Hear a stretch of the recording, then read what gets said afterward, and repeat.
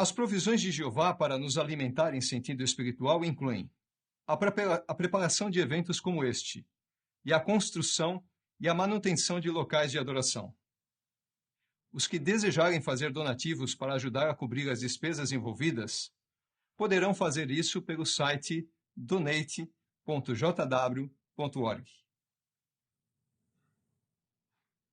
Cada um na família de Jeová tem a responsabilidade de se empenhar pela paz. Como podemos nos empenhar pela paz, mesmo quando não é fácil fazer isso? A série de 3 discursos a seguir vai nos mostrar maneiras práticas de fazer isso. Cada orador vai anunciar o próximo. O irmão Estevão Palombi vai apresentar o primeiro discurso desta série. Seu tema é: Empenhe-se pela paz, fale o que for bom para a edificação. Se alguém que te ama muito te desse um presente muito bonito, muito valioso, muito útil, muito caro, mas também muito delicado, que precisa de bastante cuidado e atenção, com certeza você iria fazer todo o possível para cuidar desse presente, né? Para mantê-lo sempre em bom estado.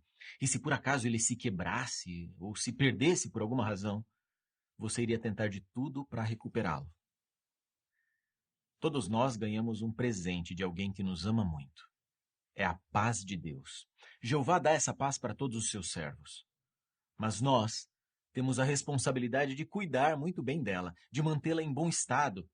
E se ela for quebrada ou rompida por alguma razão, queremos fazer o nosso máximo para recuperá-la. Mas assim como aquele presente, a paz pode ser bem delicada. É que o mundo em que vivemos não promove a paz. O mundo incentiva a divisão, o ódio, o preconceito, o egoísmo, falar o que pensa. E essas atitudes podem como que quebrar ou romper a paz. O tema dessa série de discursos é baseado em 1 Pedro 3,11, que diz em parte: empenhe-se pela paz. Essa expressão empenhe-se indica que manter a paz ou recuperá-la vai exigir esforço, vai exigir empenho da nossa parte. Essa série foi preparada para nos ajudar a ver como cada um de nós pode promover a paz. E nós vamos ver que podemos fazer isso de 3 maneiras. Primeiro, por usar a nossa boca para edificar. Segundo, por andarmos em amor. E terceiro, por resistir aos inimigos da família de Jeová que vão tentar tirar a nossa paz. O primeiro conselho que vamos analisar está em Efésios, capítulo 4, versículo 29. Abra sua Bíblia, por favor, em Efésios, o capítulo 4, versículo 29 diz assim: não saia da boca de vocês nenhuma palavra pervertida, mas somente o que for bom para a edificação, conforme a necessidade, para transmitir aos ouvintes o que é benéfico. Somente o que for bom para a edificação, somente o que é benéfico. Nós podemos pensar em nossas palavras como se fossem tijolos. Um tijolo bem assentado, ele pode ser usado para edificar, para construir uma parede, uma casa, um prédio. Mas esse mesmo tijolo, se ele for atirado em uma janela ou atirado em um carro, nesse caso ele não vai estar sendo usado para edificar, né? Ele vai estar sendo usado para destruir, para demolir, para prejudicar. Da mesma forma, o que nós falamos pode edificar ou prejudicar. Mas já percebeu que parece que é mais fácil dizer coisas que magoam, que machucam, do que coisas que animam e edificam? É por causa da nossa imperfeição. E nos últimos tempos, especialmente na internet, parece que as pessoas perderam o medo de criticar abertamente qualquer outra pessoa, perderam qualquer respeito pelos outros. Para muitos, parece que virou um hábito falar coisas que derrubam, coisas que destroem. Alguns até se orgulham da sua capacidade de humilhar os outros com palavras.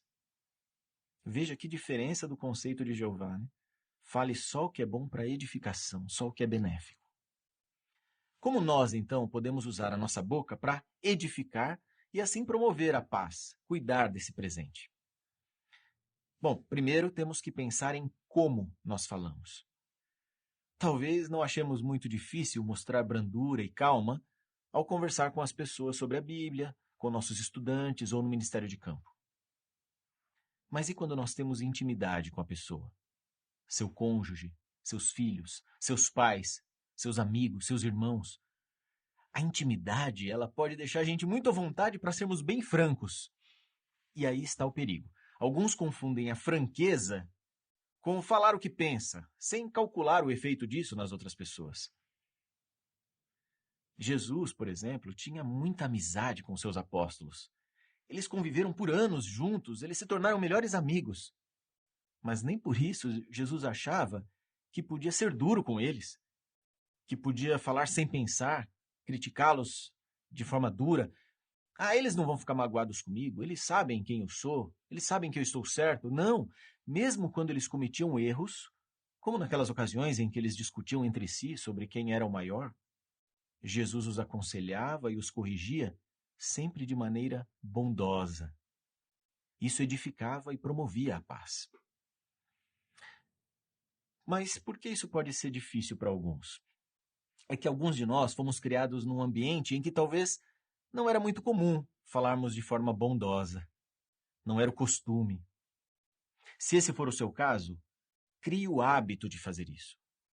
Muitas pessoas que não conhecem a Jeová talvez até falem de forma bondosa, às vezes, de forma amorosa, em ocasiões especiais, quando estão homenageando alguém no trabalho ou na família, mas no resto do tempo se esquecem de fazer isso porque não estão habituadas. Para nós, falar de forma bondosa precisa ser um hábito. Um outro cuidado que precisamos ter para que as nossas palavras edifiquem. Veja agora o versículo 25, Efésios 4. O versículo 25 diz assim: Portanto, visto que vocês abandonaram a mentira, falem a verdade, cada um com o seu próximo, pois somos membros que pertencem uns aos outros. Nós não mentimos. A mentira não edifica. Assim como a ferrugem corrói o aço aos poucos e pode acabar destruindo uma estrutura de metal, a mentira corrói a confiança e pode destruir a nossa paz. Mas mesmo que nós não falemos uma mentira deslavada, temos que tomar cuidado para não sermos desonestos. Como assim? É que a desonestidade inclui induzir de propósito alguém a tirar uma conclusão errada. Talvez você se lembre de um vídeo que assistimos no congresso desse ano, em que uma irmã distorceu o que uma outra irmã disse para poder justificar uma opinião pessoal dela. Lembra? Talvez aquilo não parecia tão grave, mas foi desonesto. E as consequências foram muito ruins. A paz foi perturbada e até se perdeu durante um tempo. Nós temos que falar a verdade porque, como diz o versículo 25, somos membros que pertencem uns aos outros. Pense nessa expressão. Ela indica que nós temos que nos preocupar de verdade, de coração, com as necessidades dos nossos irmãos. E mostramos isso no modo de falar. Nós vimos 2 cuidados que temos que ter para edificar. Primeiro, como falamos. Também falar sempre a verdade. Mas o que nós podemos falar para sermos edificantes? Nós vamos ver a partir de agora 3 maneiras de sermos edificantes ao falar. Primeiro, encoraje. Todos nós temos problemas, desafios, ansiedades que podem nos desanimar, podem tirar as nossas forças, às vezes nos deixar até com medo, tirar nossa coragem. Muitos sofrem com problemas emocionais, com depressão. E o que nós falamos e como falamos com eles pode servir como uma injeção de coragem nos nossos irmãos. Qual é a melhor forma de encorajar? Uma dica: use a Bíblia. Talvez você não precisa ler um texto diretamente na Bíblia para a pessoa, mas quando encorajar, tenha em mente princípios bíblicos. Relembre a pessoa de um texto que te encorajou, que te animou. Lembre-se que a palavra de Deus é viva e tem poder. Ela vai encorajar muito mais do que qualquer frase de efeito que você leia nas redes sociais ou em livros de autoajuda. Nesse momento, você consegue se lembrar de alguém que talvez esteja precisando de um encorajamento? Por que não tenta ligar para ele para saber como ele está? Ou envie um cartão, mande uma mensagem de texto, uma mensagem de áudio. Talvez você não saiba muito bem como ajudar, o que dizer, mas mesmo que você diga apenas algumas palavras de encorajamento, isso vai fazer uma grande diferença e pode reanimar a pessoa. Encoraje. Segundo, elogie. Todos nós precisamos de elogios. Todos nós precisamos nos sentir amados, valorizados. Mas para que um elogio realmente edifique, ele precisa ser sincero. Não é só falar qualquer coisa para agradar a pessoa. Ela pode até te agradecer, mas ela percebe que aquilo não é de coração. Então, se você realmente quer edificar com seus elogios, tire tempo para meditar, para pensar nas boas qualidades que os nossos irmãos e irmãs têm. Ah, mas se eu ficar elogiando demais aquela pessoa, ele vai ficar se achando muito especial, muito importante. Ele já sabe que ele é bom, ele não precisa que alguém diga isso. É verdade que alguns podem reagir mal a um elogio, até ficarem orgulhosos. Mas concorda que isso não é problema nosso? Nós temos que fazer a nossa parte. Na Bíblia, Jeová elogiava várias vezes as pessoas que ele amava. Jeová nunca deixou de elogiar alguém para não estragar a pessoa. Mas um cuidado que devemos ter é não elogiar as pessoas apenas pelos bons resultados que elas têm. Por exemplo, pode ser muito fácil elogiar uma pioneira que dirige muitos estudos bíblicos, ou talvez um irmão que fez um bom discurso. Mas nós temos que nos lembrar de elogiar também os esforços que os nossos irmãos e irmãs estão fazendo, mesmo que eles não consigam ter tanto resultado no momento. Porque Jeová ama ver o empenho deles, o esforço deles. E nós queremos mostrar que valorizamos isso também. Encoraje, elogie e dê bons conselhos. Lembre-se que a paz é como um presente. Um presente que queremos manter, proteger, cuidar bem. Para cuidar bem da paz, às vezes vai ser necessário aconselhar um amigo. Mas temos que ter cuidado para que o nosso conselho não seja do tipo que mais atrapalha do que ajuda. A pessoa que recebe o conselho tem que se sentir animada, edificada e não destruída. Então, se você realmente acha que precisa dar um conselho a alguém sobre algo que está afetando ou pode vir a afetar a relação da pessoa com Jeová, faça isso. Mas use a Bíblia. 2 Timóteo 3,16 diz que ela é útil para endireitar as coisas. Então, cuidado para não criar regras ou dar um conselho só com base nas suas experiências de vida, nas suas opiniões pessoais. Nós temos que ser modestos e reconhecer que todos nós vamos precisar dos conselhos e da sabedoria de Jeová. Vamos ver como uma irmã chamada Júlia deu bons conselhos para uma amiga que está usando uma rede social. Olha, ele respondeu meu stories. Quem respondeu? Ah, é só um colega da época da escola, mas isso faz muito tempo. É que ele começou a me seguir. Ah, e ele é de qual congregação? Ah, não. Ele não é testemunha de Jeová, não mesmo. Mas também não rola nada entre a gente. Mas então, o que rola? Não rola nada, de verdade. Ele sabe que eu sou casada e que agora eu sou testemunha de Jeová. É por isso que eu até achei estranho ele me chamar para tomar um café. Mas talvez seja uma oportunidade de dar um testemunho para ele. Ele sempre foi muito gente boa. Parece que a Laura está indo por um caminho perigoso, né? O que você faria se estivesse no lugar da Júlia?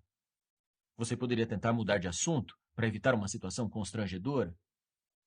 Ou você poderia tentar ajudar a sua amiga dando um bom conselho? A Júlia decidiu fazer uma oração silenciosa e pedir sabedoria para lidar com essa situação. Vamos ver o que aconteceu. Laura, você consegue se lembrar de algum conselho da Bíblia que pode te ajudar a decidir o que fazer? Como assim? Ah, conselhos sobre como escolher amigos, por exemplo? Bom, a gente sabe que más companhias estragam bons hábitos. Isso, exatamente. Esse texto de 1 Coríntios 15:33 também diz, não se deixe enganar. E um outro texto de Provérbios 22:3 diz que quem é prudente vê o perigo e se esconde. Então, o nosso coração ele pode nos enganar, principalmente se já tivermos algum sentimento romântico por alguém. Sabe, eu e meu marido conversamos sobre como escolher os nossos amigos nas redes sociais e criamos algumas regras para aceitar novos amigos. Regras? Mas que tipo de regras? Eu vi essa sugestão em uma Despertai. Então, nós estabelecemos limites para nos ajudar a decidir quem nós vamos aceitar ou convidar como amigos nas redes sociais, assim como a gente já faz na vida real. E nós dois já recebemos vários pedidos de amizade de colegas que eram da época da escola. E se naquela época eu já tinha feito de tudo para não ter essas amizades, por que eu queria ser amiga deles agora? Realmente, eu me esforcei muito para mudar minhas amizades enquanto eu estudava a Bíblia.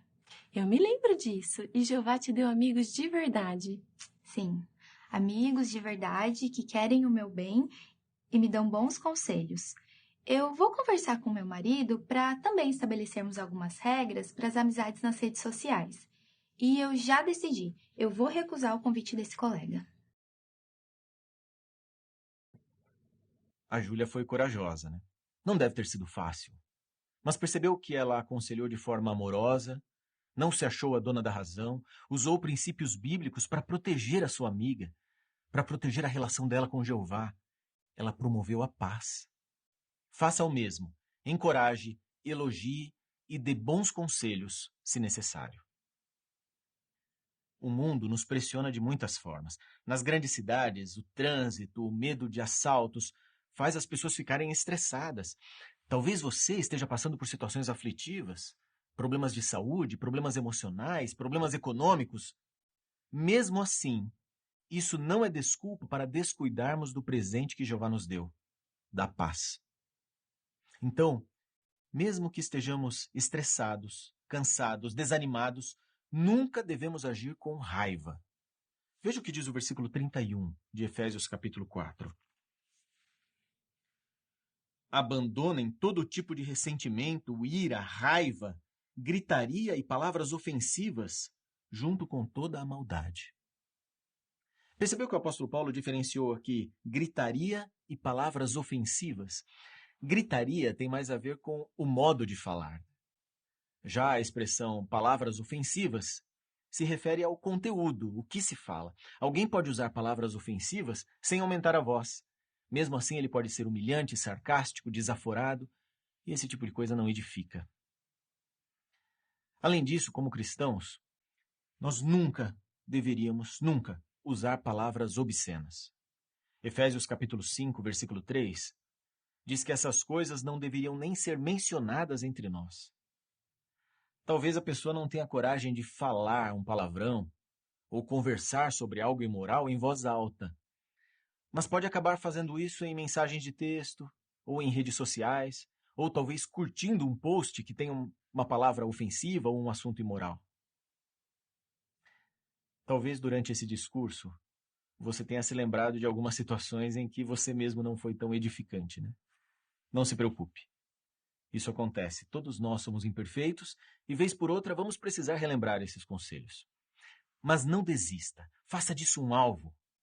Pense com cuidado sobre o que você fala e sobre como você fala. Sempre tem algo que a gente pode melhorar, né? Além disso, pense em que assuntos você tem com a sua família, com seus amigos. São edificantes? Promovem a paz? Ou, sem perceber, as nossas conversas acabam sendo sempre negativas? Se você percebeu que tem algo que pode melhorar, ore a Jeová sobre isso, peça ajuda.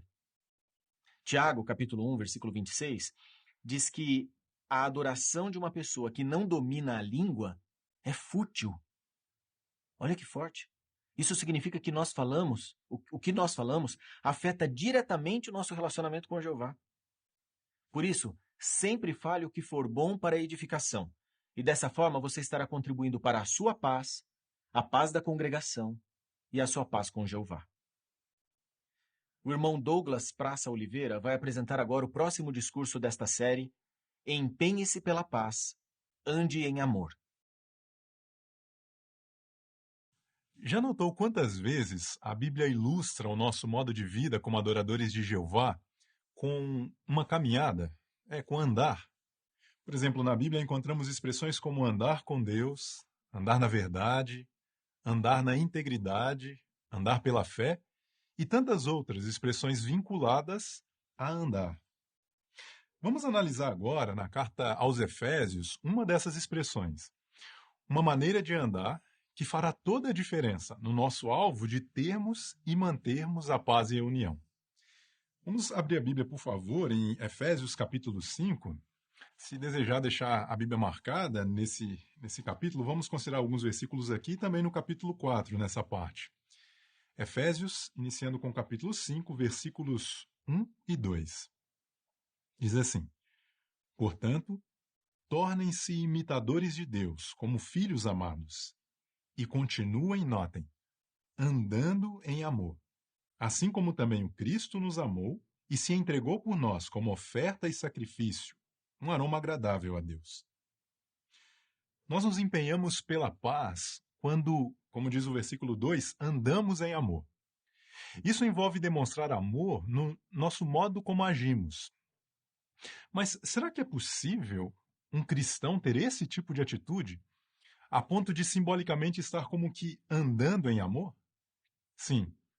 E o segredo é fazermos o que está aqui no versículo 1. Aqui Jeová nos convida a imitá-lo. Ele diz: tornem-se imitadores de Deus. É verdade que uma criança que procura ser igual ao pai não consegue imitá-lo perfeitamente. Mas quando ela faz o seu máximo, isso deixa o pai feliz, não é verdade? Então, nesse versículo, Jeová, de uma maneira muito animadora, está como que dizendo: eu acredito em vocês. Eu sei que, apesar de suas imperfeições, vocês conseguem ser como eu, até certo ponto. Mas como é que você e eu podemos fazer isso, imitar a Deus nesse contexto? Andar em amor. Percebe que Paulo inicia o versículo 1 com a expressão portanto? Isso então faz uma ligação com o versículo anterior. Vamos ver? Efésios 4 e o versículo 32. Mas sejam bondosos uns com os outros, ternamente compassivos, perdoando liberalmente uns aos outros, assim como Deus os perdoou liberalmente por Cristo. Nós podemos andar em amor seguindo esse conselho inspirado. Percebe aqui as 3 qualidades citadas que Jeová demonstra e que nós queremos imitar? Aqui fala sobre ser bondoso, ternamente compassivo e perdoador. Vamos falar de cada uma dessas qualidades. Primeiro, seja bondoso. A pessoa bondosa é aquela que realmente se importa com o bem-estar dos outros. E isso fica evidente em suas palavras e ações. A pessoa bondosa age levando em consideração o sentimento da outra pessoa. E não é verdade, irmãos, que todos os dias nós temos a oportunidade de sermos bondosos uns com os outros. Isso fica mais fácil quando estamos atentos, por exemplo, às necessidades de nossos irmãos. E nós podemos pensar em maneira de sermos bondosos, mesmo em coisas aparentemente simples. Percebe que no versículo, a expressão aqui, sejam bondosos, ela originalmente traz a ideia de nos tornarmos bondosos. É porque ninguém nasce bondoso nesse sistema imperfeito, com esse interesse no próximo. Ou você já viu alguma vez um bebezinho parar de chorar porque estava preocupado com o cansaço da mãe? Não. Nós nos tornamos assim com a ajuda de Jeová. Então, ore a Ele, pedindo ajuda para demonstrar mais bondade. Afinal, essa é uma qualidade produzida pelo Espírito Santo de Jeová. A segunda qualidade citada aqui no versículo é a terna compaixão. Essa, irmãos, é uma linda qualidade que quem anda em amor tem. Quem tem compaixão tenta compreender o sofrimento do próximo, como ele se sente, e então oferece ajuda e consolo para melhorar a situação. Talvez para ilustrar, você se lembra de alguma vez estar num dia bem frio, num ambiente frio, e ao sair, encontrar um lugar onde estava batendo sol, aquele suave calor do sol, talvez o sol do inverno? A compaixão pode ser comparada, pode ter esse efeito em sentido emocional para alguém que está sofrendo. E a compaixão, irmãos, é um bom antídoto contra o veneno de julgarmos outros. Porque ela nos ajuda a tentar compreender por que uma pessoa age de certa maneira. Vamos falar da terceira qualidade citada aqui no versículo. é perdoar liberalmente, ou estar sempre pronto a perdoar. Se alguém cometer uma pequena falha ou fizer uma coisa irritante que não é tão séria, tente deixar para lá. Você percebe como ultimamente essa ideia tem sido repetida? Se a coisa é pequena, tenta deixar para lá. No nosso congresso tivemos essa ideia amplamente divulgada, né? Temos ouvido isso, porque isso nos faz feliz, isso é bom para cada um de nós, não guardar ressentimento. Jeová, irmãos, sempre perdoa, sem nunca precisar de perdão. E lembra-se do conselho em Efésios 5:1? Tornem-se imitadores de Deus. É muito importante, irmãos, nós termos em mente que quando alguém comete um erro contra outro, a paz pode ser afetada ou até perdida. E o que acontece, levando em consideração que a paz é algo muito valioso, é muito valiosa, o que acontece quando você percebe que acabou de perder algo que é valioso para você? Talvez sua aliança ou algum outro objeto que você aprecia muito. Será que você pensa assim, você acabou de perder, você pensa, semana que vem eu vou dar uma olhada, eu vou procurar? Não. Se você valoriza, você procura recuperar imediatamente. Como temos visto nesse programa, a paz é muito valiosa para nós. Então, haja rapidamente para recuperar a paz quando ela for afetada. Na cena a seguir, veja como isso pode acontecer. Saudade, Carol. Que bom que você tá de volta. Oi, Milena, obrigada. Como foi a viagem? Ai, foi muito bom. Eu e o Marcos, a gente descansou bastante. As crianças se divertiram tanto. Deixa eu mostrar umas fotos pra você, olha. Aqui foi da casa que a gente ficou. Oi, Milena, tudo bom? Oi, Carol. Tava sumida, hein? Por onde andava? Oi, Paula. Então, tava falando pra Milena das minhas férias. Deixa eu mostrar pra você também umas fotos. Aqui, olha, foi da casa que a gente ficou. E essa vista aqui... Eu conheço esse lugar. Na verdade, eu já cansei de ir lá, né? É legalzinho. Não é um lugar, assim, que eu indicaria pra alguém passar as férias. Mas que bom que vocês gostaram. Então, eu já mostrei pra vocês o que estou planejando para as férias de verão? Ai, Paula, de novo você ama ser o centro das atenções, né? Isso é a sua cara.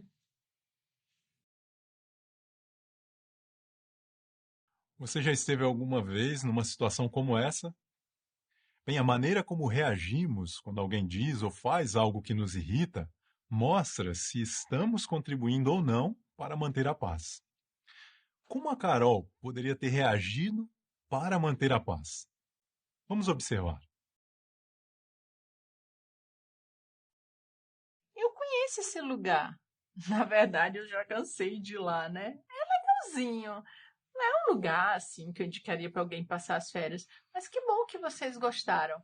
Então, eu já mostrei para vocês do que estou planejando para as férias de verão? De novo a Paula fazendo isso. Será que ela não percebe que isso é tão irritante? Às vezes ela é tão grosseira. Ela ama ser o centro das atenções.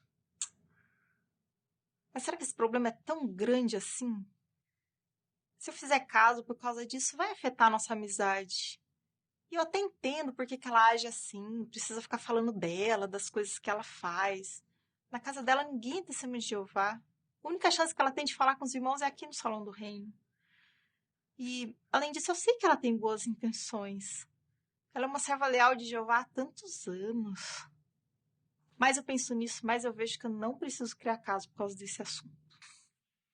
Eu achei que seria muito interessante a gente fazer uma viagem com as famílias da congregação para um território pouco trabalhado. O que vocês acham? Eu gostei da ideia, Paula. Você sempre pensando no jeito das crianças gostarem de ir para o campo, né? Mas me diz, já pensou em algum território?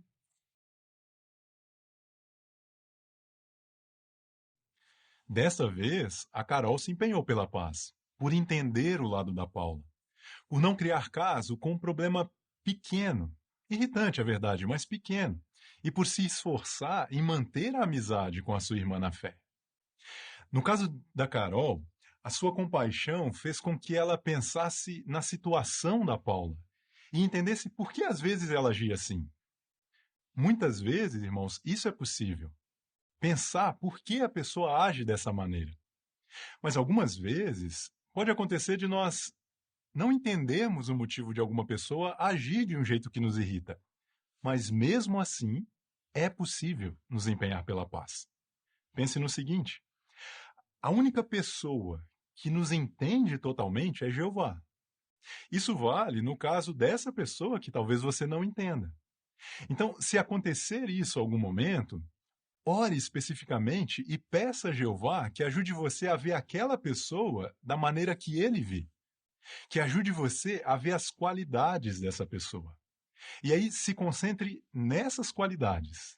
E isso, sem dúvida, vai nos ajudar a mantermos a paz. Bem, até agora, nessa parte, nós analisamos algumas coisas que podemos fazer imitando a Jeová e andando em amor.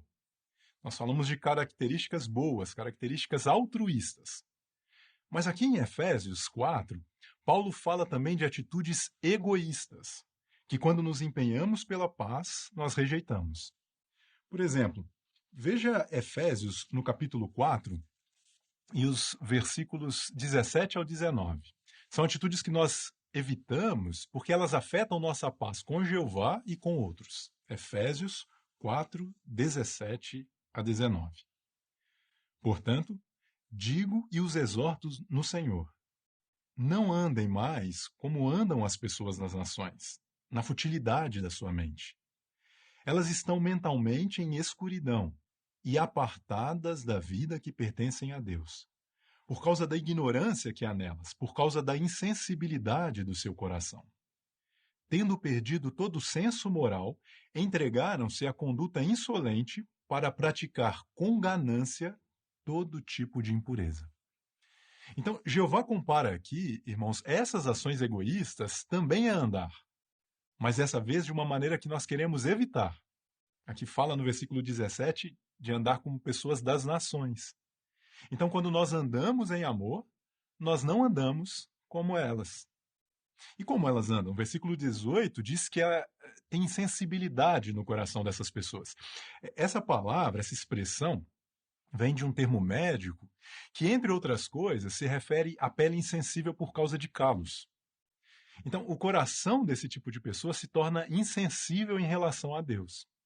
E quando uma pessoa permite que isso aconteça, ela pode fazer coisas muito ruins. Ela pode, como diz aí no versículo 19, ter uma atitude ou uma conduta insolente, desrespeitosa para com Deus. Ela pode praticar coisas impuras. Aliás, aqui não diz apenas praticar, mas diz praticar com ganância essas impurezas. Como assim? Bem, quando alguém tem uma medida de senso moral e peca, essa pessoa sente remorso e normalmente procura não repetir. Mas se a pessoa perde isso, ela não só pratica a impureza, mas como diz aqui, ela faz isso com ganância, quer dizer, ela não fica satisfeita, quer sempre mais. O que poderia, irmãos, se transformar nesse tipo de prática? Nós poderíamos falar de algumas coisas, mas vamos falar de uma delas, a pornografia.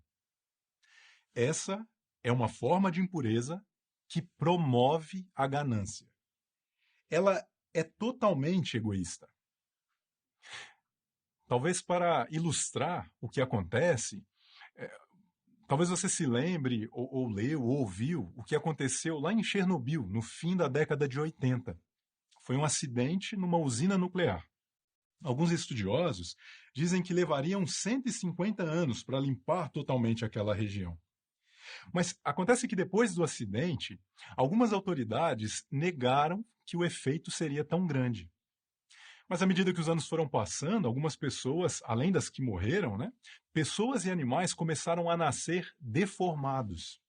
E aí não tinha mais como negar o efeito daquele vazamento nuclear. Irmãos, a pornografia deforma o padrão de uma pessoa pensar. Ela é radioativa em sentido espiritual. Seus efeitos são a longo prazo, inclusive. Por isso nós rejeitamos essa prática com tanto repúdio. Mas quando nós andamos em amor, nós também rejeitamos prejudicar outros de uma outra maneira que alguns talvez nem se dão conta que podem prejudicar. O que estamos falando? Do mau uso de redes sociais. já comentamos sobre isso no programa de hoje, não é verdade? Mas como que o mau uso de redes sociais pode prejudicar outros? Bem, talvez você pensou em pessoas que postam coisas que não são apropriadas ou fazem comentários ofensivos, e isso é verdade. Isso prejudica outros. Mas quem anda em amor pensa além disso. Quem anda em amor pensa, será que as fotos ou vídeos, se eu decidir postar, ou comentários, será que elas podem dar a impressão de que eu estou me exibindo? Será que essas fotos ou vídeos poderiam deixar outros com inveja? Por exemplo, essa pessoa pensaria, será que aquela jovem na congregação, aquele adolescente, poderia se sentir excluído ao ver essas fotos, ou invejando de alguma maneira, mesmo elas não sendo erradas? Percebe? Quem anda em amor leva em consideração os sentimentos dos outros. É muito bonito, não é, irmãos, a maneira que Jeová nos ensina a amar. Em conclusão, a maneira como agimos pode ter grande impacto sobre outros. Então, nós queremos refletir em como nossas ações podem afetar o nosso Pai Jeová e a nossa família na fé, que nós amamos tanto. Quando fazemos essa reflexão, irmãos, nós andamos, como diz aqui em Efésios 5:15, não como tolos, mas como sábios. Assim, estejamos decididos a continuar andando em amor, como vimos nessa parte, por mostrar bondade, compaixão e estar pronto a perdoar. Também por resistir a qualquer tendência que poderia prejudicar ou destruir a nossa paz. Falamos de algumas delas aqui, não é verdade? Quando andamos em amor, nós contribuímos para a paz da família unida de Jeová. E se nós, irmãos, continuarmos andando dessa maneira, o destino final está garantido. O novo mundo que tanto aguardamos. Agora, o irmão Tiago Ornag vai apresentar o último discurso dessa série. Empenhe-se pela paz. Resista aos inimigos da família de Jeová. Quando Jeová criou o primeiro casal humano, Adão e Eva, e os colocou aqui na terra, Jeová deu para eles um lindo jardim, onde só existia a verdade. Não existia enganação, fraudes, mentiras. Mas aí surge no cenário um inimigo, Satanás, o diabo, e começa a apresentar para Eva uma proposta de ser igual a Deus, de não morrer. Eva acreditou. E o resultado nós já sabemos. Era uma grande enganação de Satanás, uma mentira, uma fraude. E foi a partir desse momento que a Bíblia diz que Satanás passou a ser chamado do pai da mentira. E até hoje tem sido assim. Satanás e os demônios têm cegado a mente da maioria das pessoas para que a verdade da palavra de Deus não brilhe. E eles têm se oposto à família de Jeová, tentando destruir a nossa paz. É por isso que o mundo está sob a influência total de Satanás, devido ao poder que as mentiras podem fazer. Satanás sabe que a mentira pode influenciar a mente da pessoa, a forma como a pessoa pensa. É como se fosse um gás venenoso, que a pessoa não vê, não sente o cheiro, mas quando inala, ela sofre sérias consequências. A mentira tem esse poder. Sem perceber, a pessoa é influenciada, sua mente é corrompida e causa grandes estragos. É por isso que o mundo hoje, que está do controle de Satanás, está tão dividido, cheio de ódios, cheio de coisas ruins, através de tanta coisa que Satanás espalha.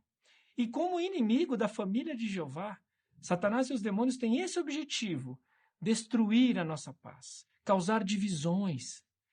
Por isso, precisamos conhecer as táticas dos nossos inimigos. Por exemplo, relatos enganosos, informações falsas, relatos talvez exagerados. Temos que ficar atento a como ele usa esse tipo de informação para tentar tirar essa paz e lutar contra isso. A Bíblia contém relatos de como uma mentira, um relato talvez duvidoso, pode tirar a paz. Veja, por exemplo, lá no passado, Moisés, quando estava para entrar na Terra Prometida, ele enviou 12 homens para espionar a Terra Prometida. Vamos ver o que aconteceu quando eles voltaram com os relatos? Abram, por favor, suas Bíblias em Números capítulo 13. Números 13. Nós vamos ler o relato do versículos 25 em diante.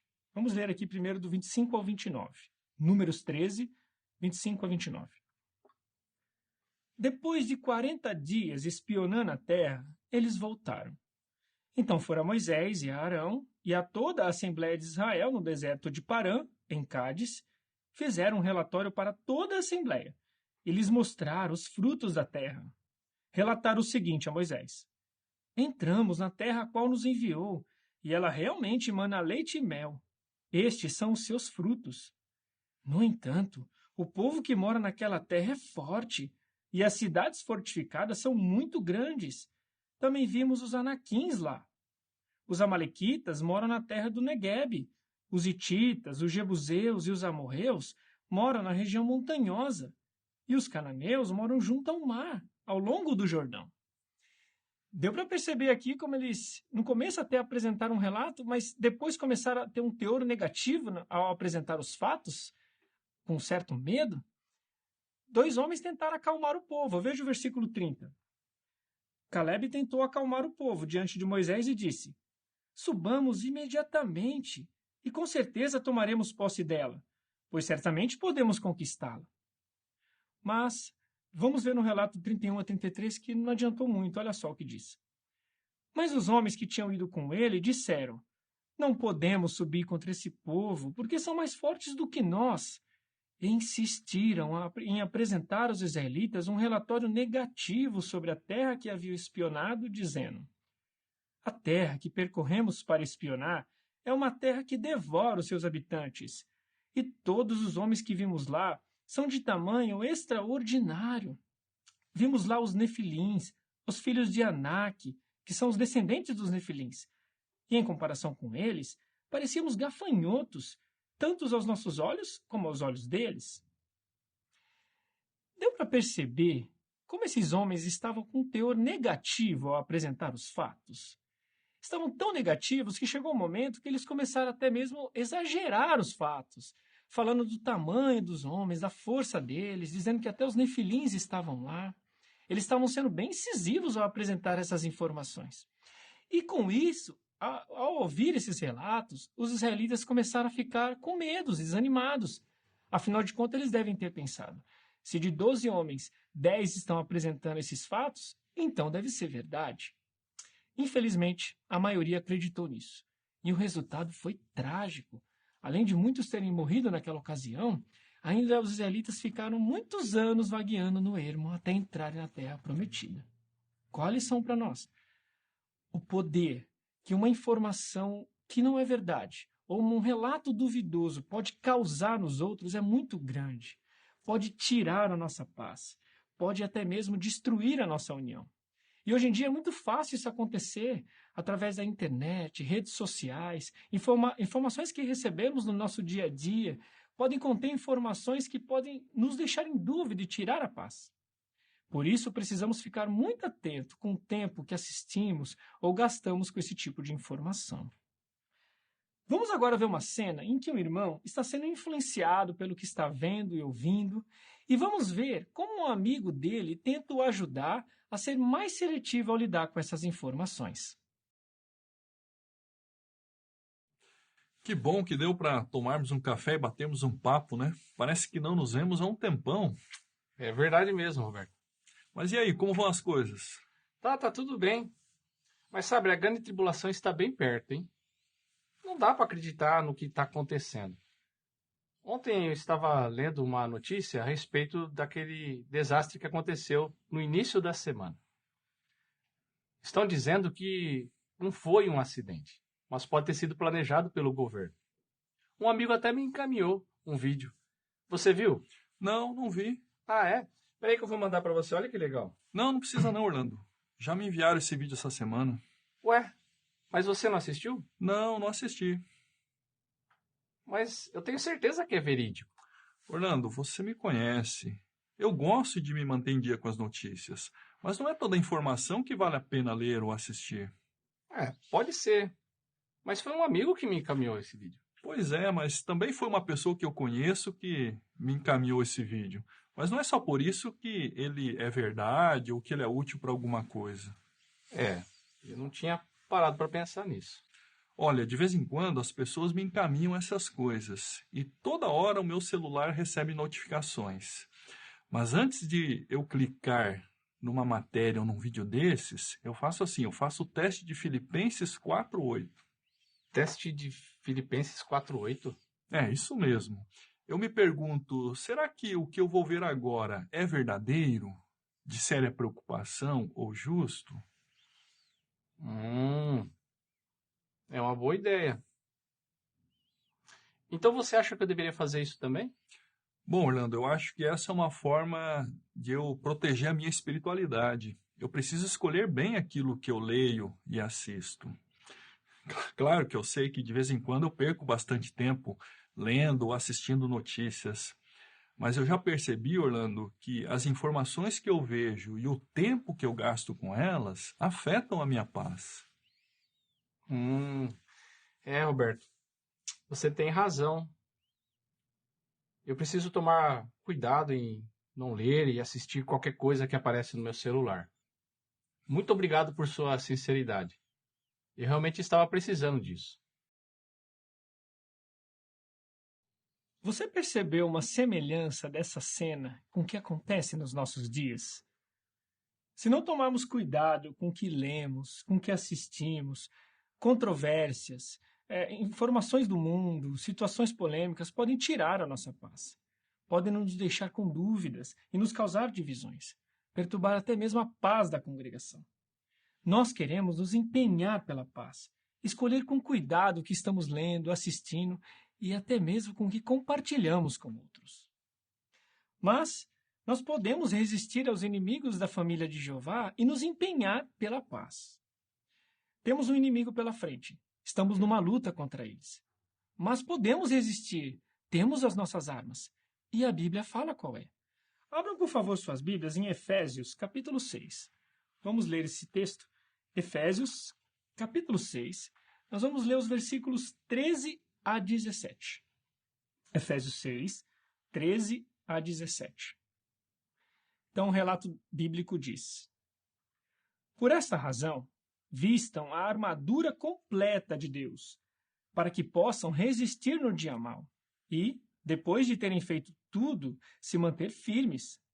Portanto, mantenham-se firmes, usando o cinturão da verdade, vestindo a couraça da justiça e tendo os pés calçados com a prontidão para declarar as boas novas de paz. Além de tudo isso, usem o grande escudo da fé, com o qual poderão apagar todas as flechas ardentes do maligno. Aceitem também o capacete da salvação e a espada do Espírito, isto é, a palavra de Deus. Bom, ali no versículo 13, o apóstolo Paulo, de forma inspirada, ele falou de uma armadura completa de Deus. Fez até mesmo uma comparação com um soldado romano. E foi bem apropriado, porque estamos numa guerra, conforme o contexto diz, contra as forças malignas de Satanás. E depois ele passa a citar peças dessa armadura. Essa armadura é comparada com a nossa espiritualidade. E vamos ver como cada peça aqui vai mostrar que a espiritualidade forte nos ajuda a lidar com essas informações falsas e mentiras de Satanás. Por exemplo, uma primeira peça, ele citou ali no versículo 14, quando ele falou usar o cinturão da verdade.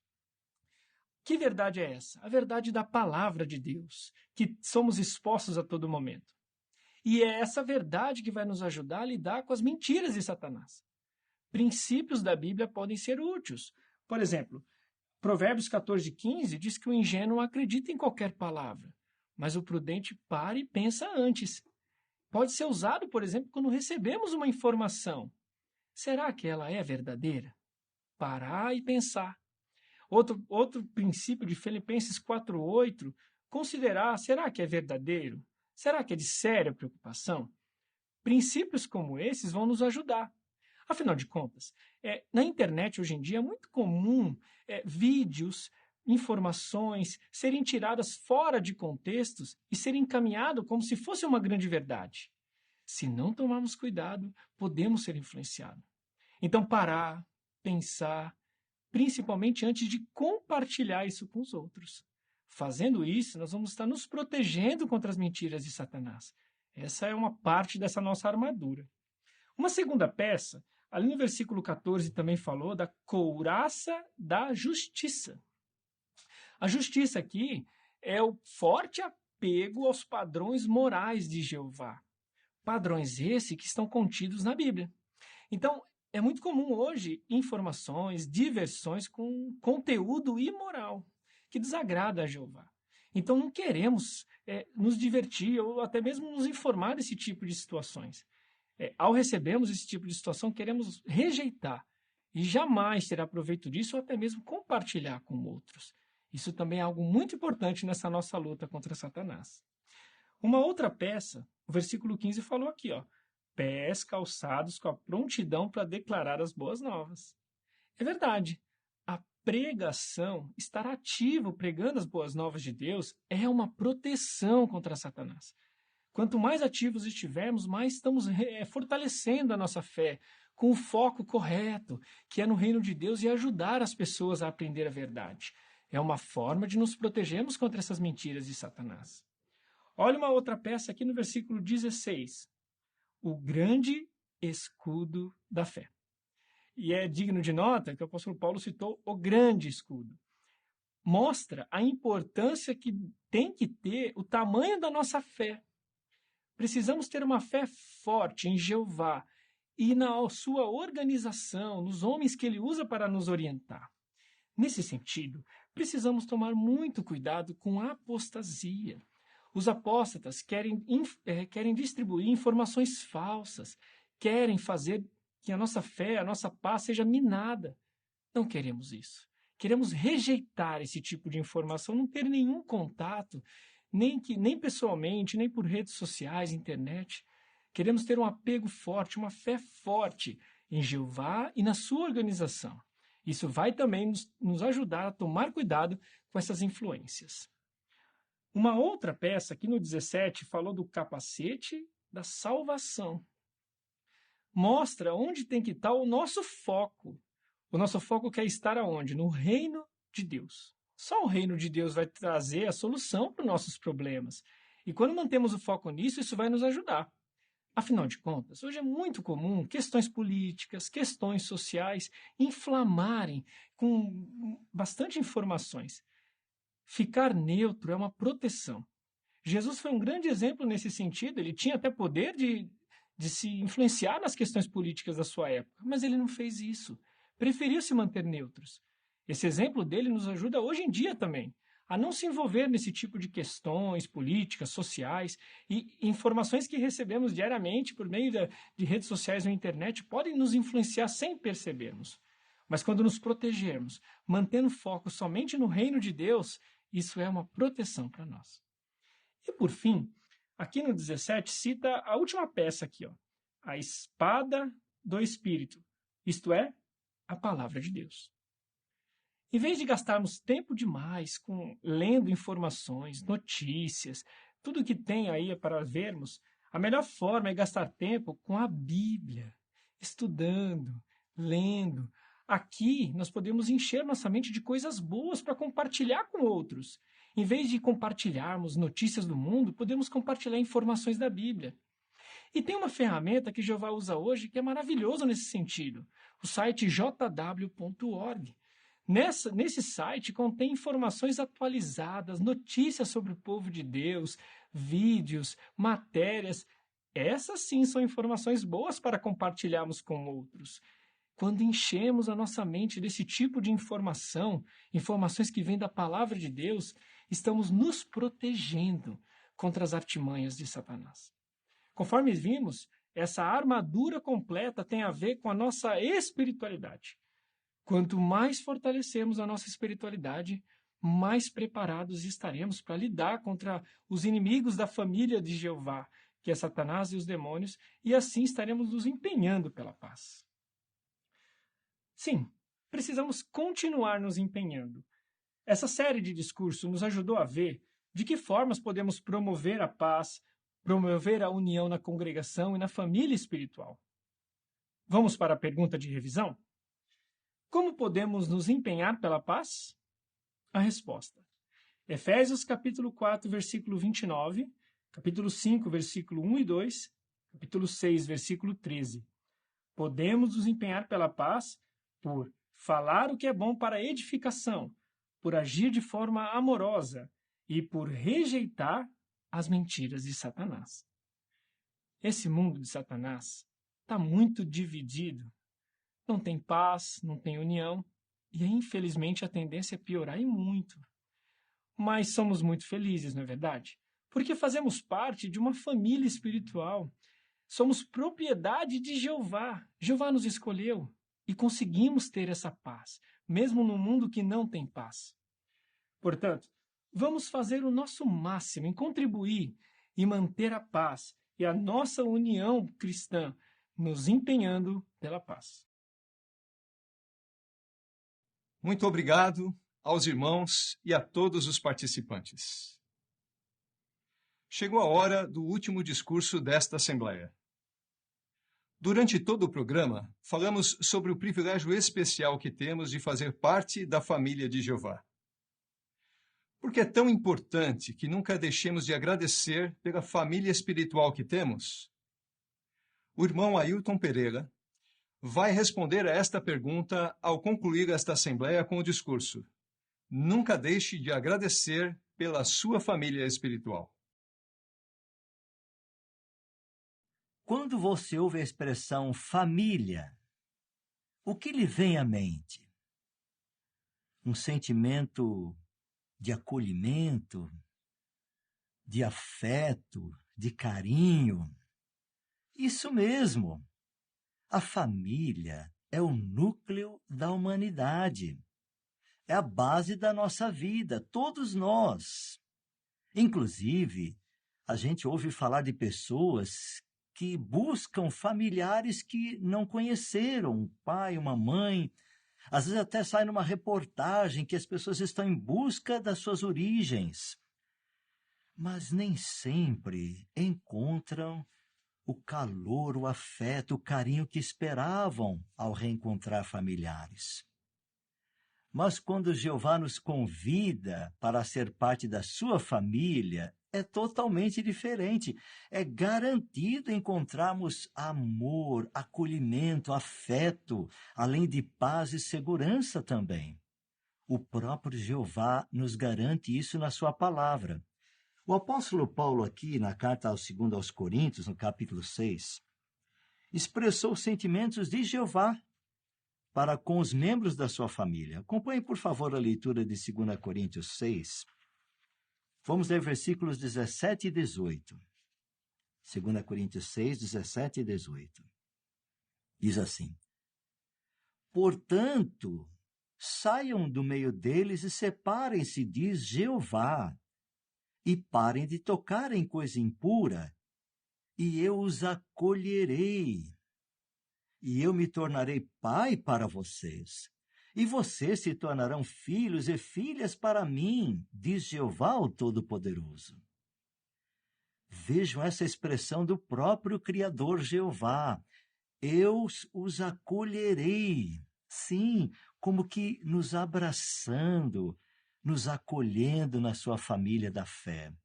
Ele diz: vou ser pai para vocês, e vocês serão filhos e filhas para mim. Essa é uma expressão tão real, tão verdadeira, que todo o povo de Jeová se sente assim, acolhido na família de Jeová. O próprio Filho de Deus, Jesus Cristo, quando estava na terra, veja o que ele falou aqui em Mateus, no capítulo 12, Evangelho de Mateus, capítulo 12.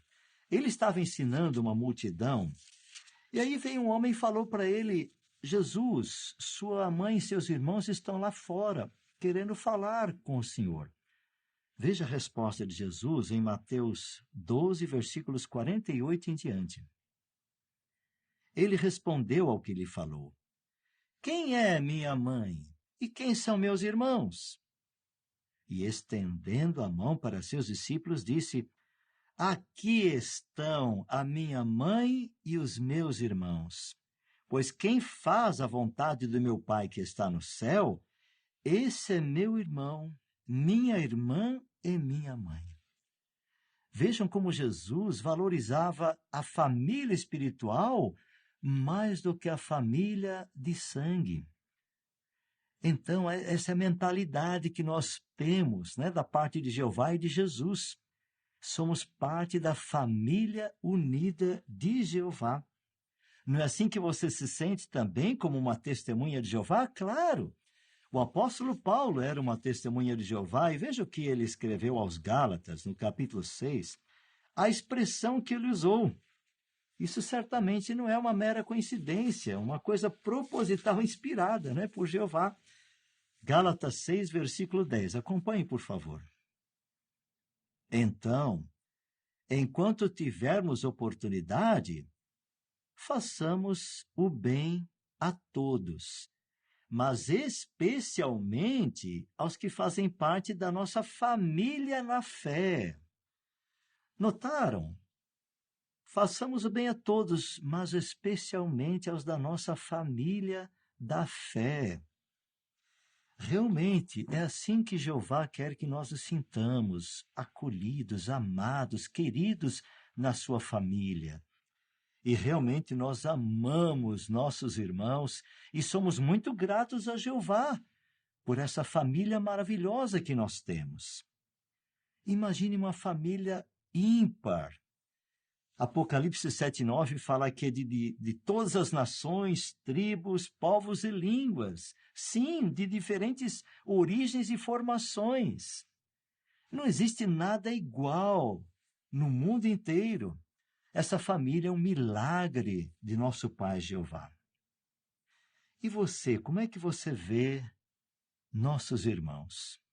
Você acha que essas diferenças de raça, nacionalidade e língua nos separam, nos dividem? Não, de forma alguma. Note como o apóstolo Paulo mostrou sua gratidão por essa família diversificada. Aqui em Efésios, o próximo livro depois de Gálatas, no capítulo 1, versículos 15 e 16. Efésios 1, 15 e 16 diz assim: É por isso que eu também, desde que ouvi falar da fé que vocês têm no Senhor Jesus e do amor que demonstram para com todos os santos, não paro de dar graças por vocês. Continuo a mencioná-los nas minhas orações. Então, notou, Paulo não parava de agradecer a Jeová por aqueles irmãos em Éfeso. E eram pessoas que não eram, da nação judaica, eles eram gentios, muitos deles. Mas quando conheceram a verdade, se tornaram uma só família. Você também é como Paulo, que não para de agradecer por ser parte da família de Jeová? Lembre-se, esses irmãos, cada um deles foi atraído por Jeová, assim como você. Jeová viu qualidades excepcionais neles e selecionou-os de toda a humanidade para ser parte da família dele.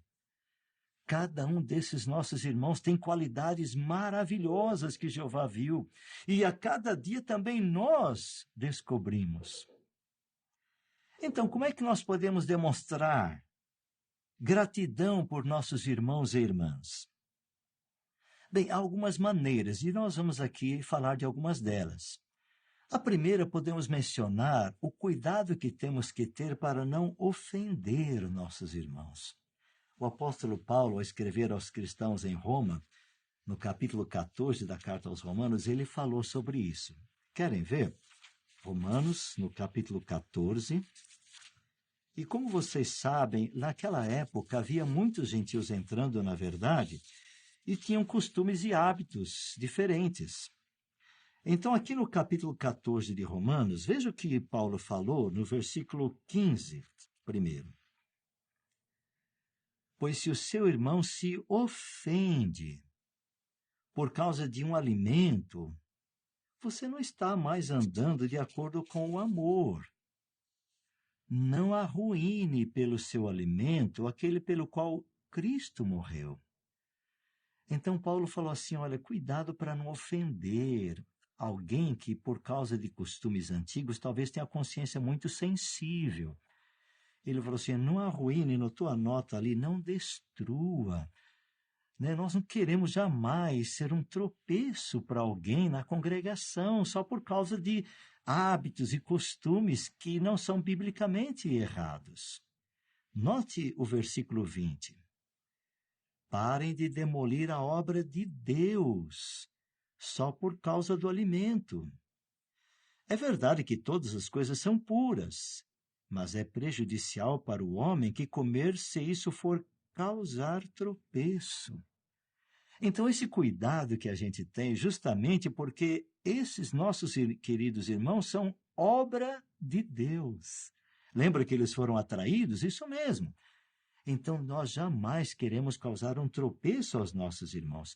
Ao contrário, queremos ajudá-los a continuar perseverando, vencendo dificuldades e desafios. Veja que na próxima carta de Paulo, agora aos Coríntios, no capítulo 12 de 1 Coríntios. Veja como ele deu uma exortação ali que nós também podemos usar. 1 Coríntios, no capítulo 12, versículo 26. Ele fez uma comparação muito interessante. Se um membro sofre, todos os outros membros sofrem com ele. Se um membro é glorificado, todos os outros membros se alegram com ele. Então, Paulo comparou a família de Jeová como um corpo humano. A cabeça, Cristo Jesus, né, que orienta, nos ajuda a ser obedientes a Jeová, e todos os membros dessa família, né, desse corpo, são membros interdependentes, um dependente do outro. Então ele falou, se um membro sofre, todos os outros membros sofrem com ele. É fácil ilustrar. Por exemplo, talvez você já bateu o seu dedinho do pé no sofá, numa cadeira, e aquilo doeu muito. Todos os membros do corpo se dirigiram ao dedinho do pé, embora ele seja tão pequenino, mas todos os membros se dirigiram a ele para aliviar a dor, porque todos estavam sentindo aquela dor. Não é assim também na família de Jeová, quando um membro da congregação está sofrendo, sentindo uma dor, a congregação inteira se condói, vai em busca de ajudar de alguma maneira. Então, isso é família, o acolhimento, o afeto. Assim também, o companheirismo nessa família é muito importante. Vejam o exemplo de Jesus Cristo. No capítulo 8 de Lucas, nós lemos um relato de Jesus. Veja como ele fazia questão de ter a companhia dos seus discípulos. Lucas, no capítulo 8, e o versículo 1. Lemos assim. Pouco tempo depois, ele começou a viajar de cidade em cidade, de aldeia em aldeia, pregando e declarando as boas novas do reino de Deus. E os 12 estavam com ele. Os 12 aqui, né, com letra maiúscula, o D, eram seus apóstolos. Pode imaginar Jesus Cristo indo nas portas das pessoas acompanhado de 12 discípulos. Mas ele fazia questão de treinar aqueles discípulos, aqueles apóstolos. Mas, ao mesmo tempo, era companheirismo cristão.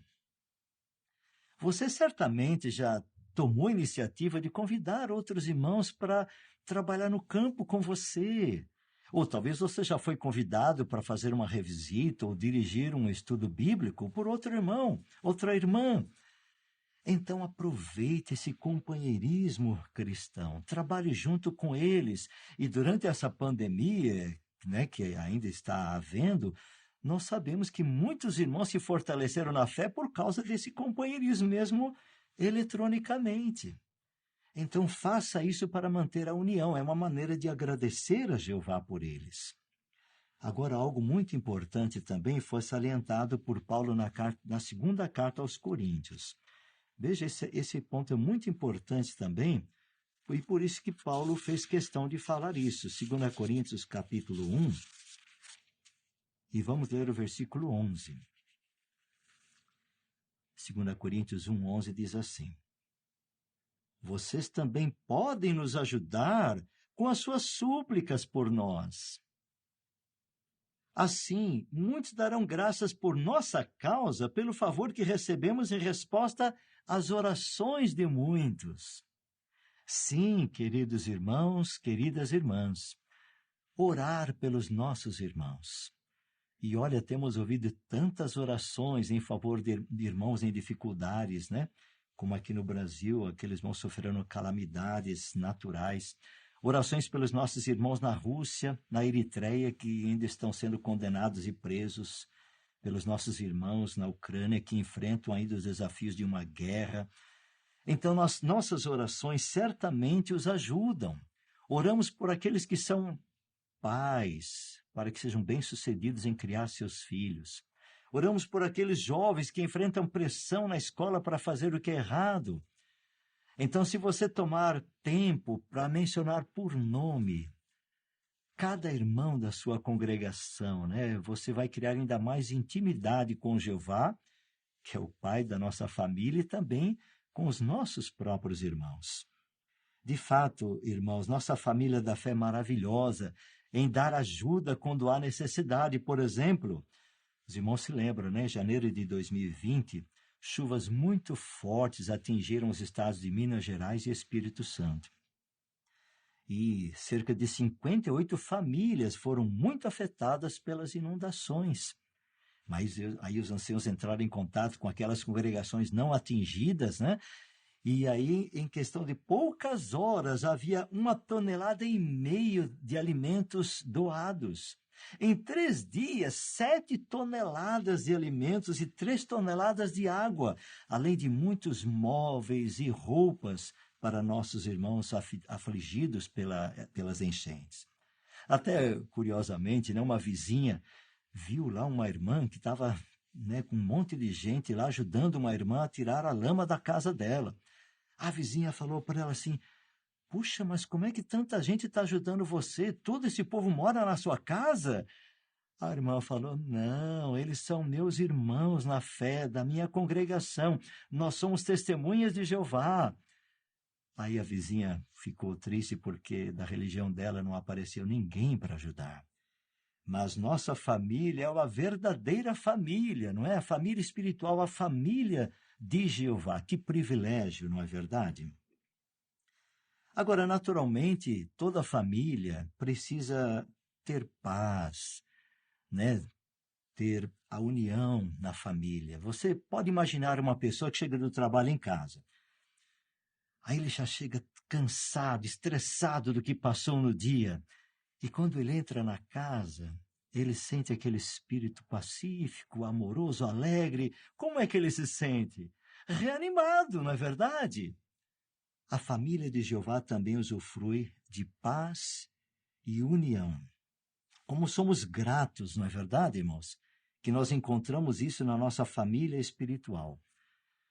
E você já parou para pensar como você usufrui de paz e união com os nossos irmãos na sua congregação?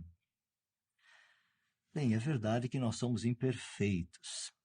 Todos temos falhas e, às vezes, por causa da imperfeição, essas falhas se tornam mais evidentes. Então, o que pode nos ajudar ainda assim manter a paz e a união na família de Jeová? Vamos acatar a orientação aqui na carta aos Filipenses. Filipenses no capítulo 2. O apóstolo Paulo, escrevendo aos cristãos em Filipos, então, percebeu que precisava haver uma maior união entre eles. E ele deu aqui a orientação nos versículos 2 e 3 de Filipenses 2. Tornem plena a minha alegria por terem o mesmo modo de pensar e o mesmo amor, sendo plenamente unidos, tendo o mesmo pensamento. Não façam nada por rivalidade nem por presunção, mas com humildade considerem os outros superiores a vocês. Que palavras bem apropriadas, não é, queridos irmãos e irmãs? Ele falou para a gente estar unido na maneira de pensar, na maneira de enxergar as coisas. Nós encaramos todos como sendo da família de Jeová, então são pessoas boníssimas, com qualidades excelentes, embora imperfeitos como nós. Então, quando ele falou assim, para a gente cultivar a humildade, para considerar os outros superiores a nós, ao olhar para os seus irmãos na congregação, você consegue perceber como todos eles são superiores a você de alguma forma. Sim, nossos irmãos têm qualidades que todos nós precisamos ainda aperfeiçoar. É assim a gente considera nossos irmãos como superiores a nós. E se houver alguma falha, como todos temos, simplesmente desconsideramos, valorizamos as qualidades excelentes de nossos irmãos, cultivando a humildade mental. E nós sabemos também que somos interdependentes, né, irmãos? Então, um depende do outro. Como é que você vê, que maneiras você precisa de cada irmão lá na congregação? Certamente, você não pensa assim, não, eu não preciso de ninguém, eu com Jeová. Não, nós somos dependentes um do outro, não é verdade? Nós vamos fazer até uma comparação aqui com a colmeia, uma colmeia de abelhas, né? Elas trabalham unidas, cada uma na sua função, usando seus dons, né, por assim dizer. Há aquelas que produzem cera para proteger a colmeia, reparar a colmeia, né? Há aquelas zeladoras que cuidam da limpeza geral. Há também aquelas que cuidam do clima. Quando está muito quente, elas batem as asas para ventilar na colmeia. E também quando esfria bastante, elas se juntam para aquecer aquele ambiente. Há também aquelas que viajam longas distâncias para encontrar e trazer o néctar para a colmeia. E há também aquelas abelhas químicas que usam enzimas para transformar o néctar em mel, que beneficia tanto a humanidade. Então, a união das abelhas, embora cada uma na sua função, faz o bem para elas e para a humanidade, não é mesmo? Só que elas fazem isso por instinto. Jeová que as criou dessa forma. Mas os da família de Jeová fazem isso de maneira consciente. Eles se empenham pela paz e pela união e combatem fatores divisórios. Sim, não queremos ter nada de divisório na congregação. Por exemplo, algo que pode afetar a nossa união, irmãos, é o fervor político do mundo. A gente fica exposto a isso, né? Nossos jovens até na escola, nossos irmãos no trabalho, talvez até nas notícias, né? Que se fala muito a respeito de política. Mas nós, da família de Jeová, mantemos a nossa neutralidade. Quando as pessoas suscitam esses assuntos, não fazemos nenhum comentário positivo ou negativo. Até na família da fé, né, entre irmãos, nós não comentamos a respeito disso. Nós somos a família de Jeová. Assim como nosso irmão mais velho, Jesus, fixamos a mente no reino. O reino é que vai realmente solucionar todos os problemas da humanidade e trazer bênçãos eternas. Também o nacionalismo é destacado nos esportes, né? Nada demais, né, em praticar ou assistir esportes, né? Muitos de nós gostamos de praticar e até assistir esportes. Mas devemos tomar cuidado, irmãos, com o perigo associado com os esportes profissionais, que justamente apresenta o nacionalismo e o orgulho patriótico. Pensa bem, se Cristo estivesse aqui na Terra hoje e ele assistisse um esporte, por qual nação ou cidade você acha que ele torceria? Para Israel, porque ele era judeu? Ou para a Itália? Estados Unidos? Japão? Brasil? Ou não torceria para nenhuma delas? Verdade, irmãos, nós cristãos não ficamos divididos em atividades transitórias, né, como esportes ou recreação. Seguimos o conselho de Tiago 3, 17 e 18. Estamos cheios de bons frutos. Somos pacíficos, sem parcialidade, tendo o fruto da justiça semeado sob condições pacíficas. Não é maravilhoso isso? De fato, irmãos, queremos sentir a paz que vem de Jeová na nossa família espiritual. acatamos os conselhos da Bíblia Sagrada para estarmos reunidos. E até entendemos a razão porque sempre no povo de Jeová houve associação, as reuniões, eventos. E o salmista Davi falou a respeito desses eventos no Salmo 133. Vejam que belas palavras o salmista Davi usou. Aliás, que ele era um promotor dessas ocasiões, né? Ele gostava quando o povo de Jeová estava unido, até fazendo com que houvesse um coral enorme, né, de cantores e quantos cânticos de louvor a Jeová. Então, o Salmo 133 é um deles. Veja o versículo 1. Vejam como é bom, como é agradável, irmãos, viverem juntos em união. Aqui esse cântico é das subidas. Então, quando os israelitas subiam para as festividades em Jerusalém, eles iam cantando esses cânticos das subidas, e um deles era esse.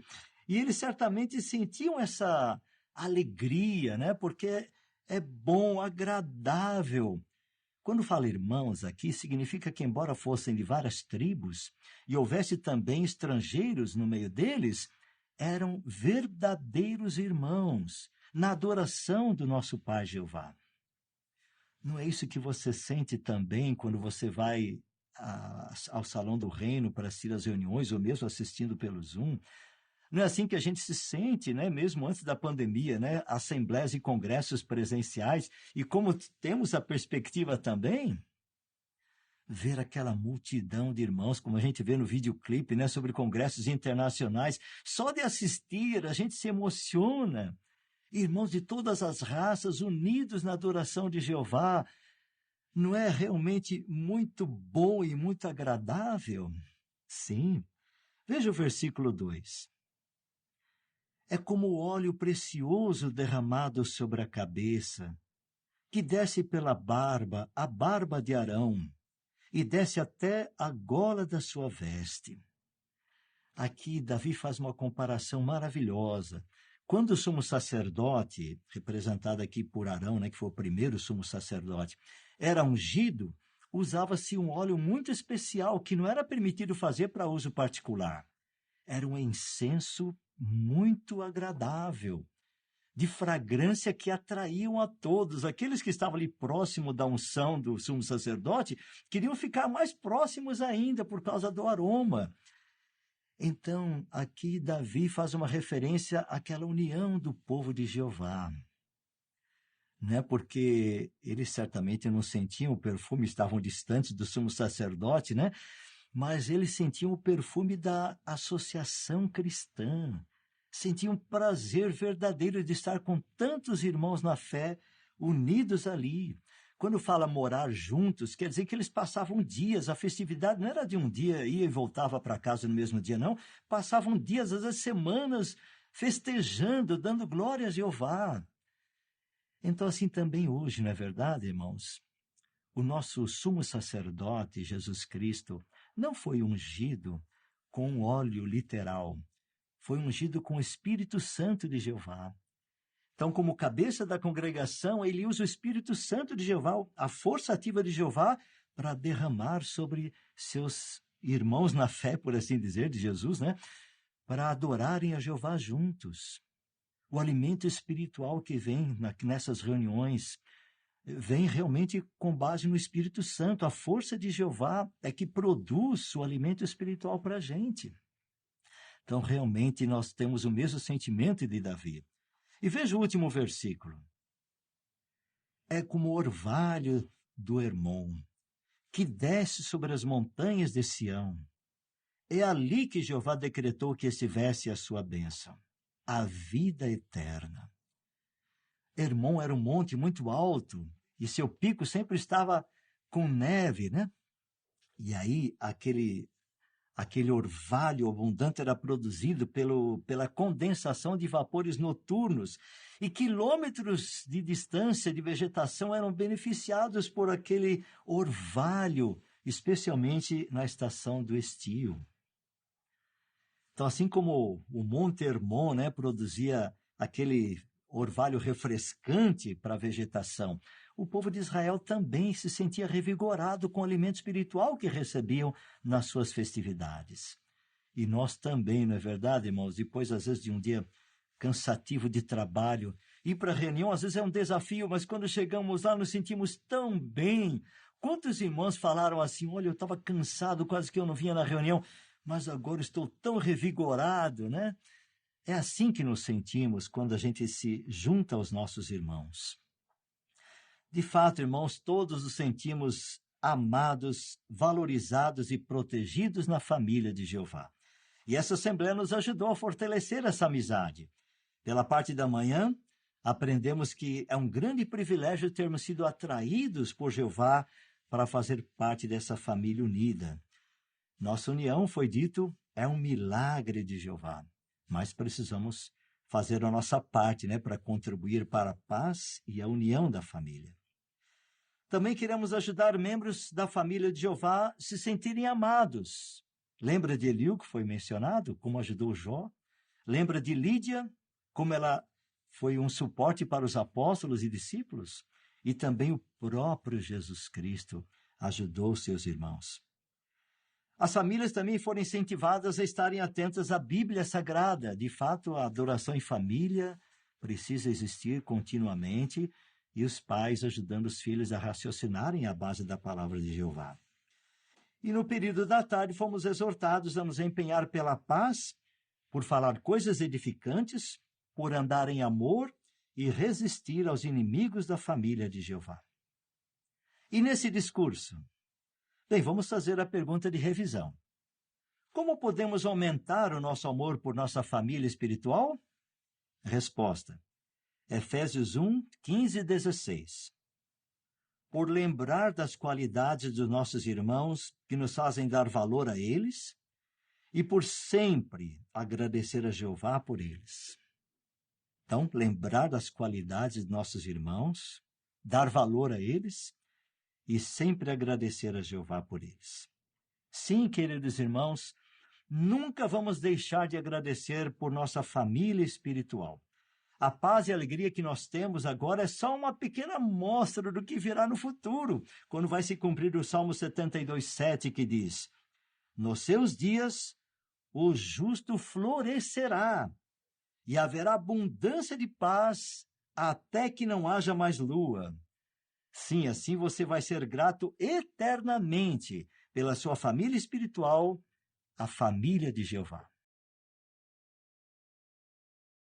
Obrigado, irmão Ailton, por nos lembrar como é especial fazer parte da família unida de Jeová. Nunca queremos nos esquecer disso. Vamos agora concluir esta assembleia animadora, cantando juntos o cântico 107. Jeová, o exemplo perfeito de amor. Depois do cântico, você pode fazer a oração final no local onde você assistiu à assembleia. Cântico 107.